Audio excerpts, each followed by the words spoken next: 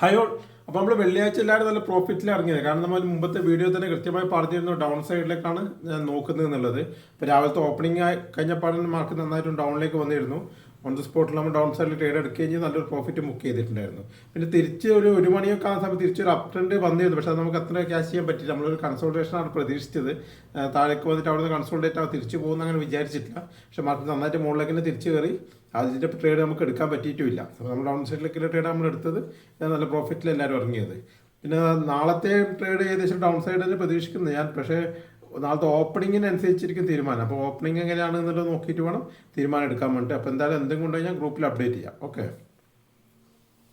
നാളത്തെ പ്രധാനപ്പെട്ട ലെവൽ പറയുന്നത് 24,700 24,750. അത് എങ്ങോട്ടാണ് ബ്രേക്ക് ചെയ്യുന്നത് വെച്ചാൽ ആ സൈഡിലേക്ക് നമുക്ക് ട്രേഡ് എടുക്കാം. പക്ഷേ അപ്പ് സൈഡിലേക്ക് എടുക്കുമ്പോൾ ഞാൻ ഒരു കൺഫർമേഷൻ കിട്ടിയതിന് ശേഷം മാത്രമേ എടുക്കുള്ളൂ.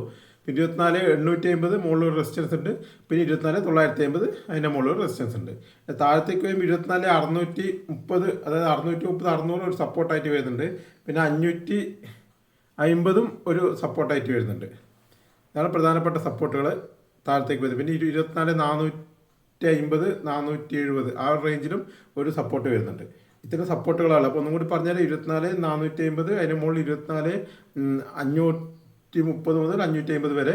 പിന്നെ 24,600, പിന്നെ വരുന്നത് 24,700 ഒരു സപ്പോർട്ട്, അത് തൊട്ട് താഴെ സപ്പോർട്ട്. റെസിസ്റ്റൻസ് ആയിട്ട് വരുന്നത് 24,750 24,850 24,950 ഇത്രയാണ് റെസിസ്റ്റൻസ് ആയിട്ട് വരുന്നത്. നാളത്തെ ഓപ്പണിങ്ങിനനുസരിച്ചായിരിക്കും നിഫ്റ്റിയുടെ മൂവ്മെൻറ്റ് ഏകദേശം പറയും. HDFC നിഫ്റ്റിയൊക്കെ നമുക്ക് എങ്ങനെ ഓപ്പൺ ആവുന്നതിൻ്റെ നോക്കാം. അതിനൊക്കെ അനുസരിച്ചിട്ട് നമുക്ക് നാളത്തെ ഒരു ട്രേഡിൻ്റെ തീരുമാനം എടുക്കാം. ഓക്കെ.